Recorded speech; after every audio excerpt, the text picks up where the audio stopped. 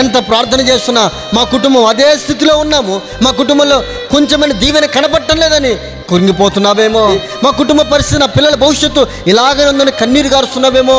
తల్లి, దావీదుని గమనిస్తూ ఉంటే చిన్న వయసు నుంచి ఆ గొర్రెల మందను మేపుకుంటా ఉన్న వ్యక్తి అండి. కుటుంబంలో విలువ లేదు, అన్నదమ్ములు విలువట్లేదండి. ఏంటి నా బ్రతుకును కృంగిపోయాడేమో, కానీ తగిన సమయంలో దేవుడు దీవించడం ప్రారంభించాడండి. ఎక్కడ గొర్రెలు కాసుకుంటున్న దావీదును అందలం ఎక్కించాడండి దేవుడు. యోసేపు జీవితం గమనిస్తూ ఉంటే గోతులో పడవేయబడ్డాడు, సొంత అన్నలే అమ్మివేశారండి.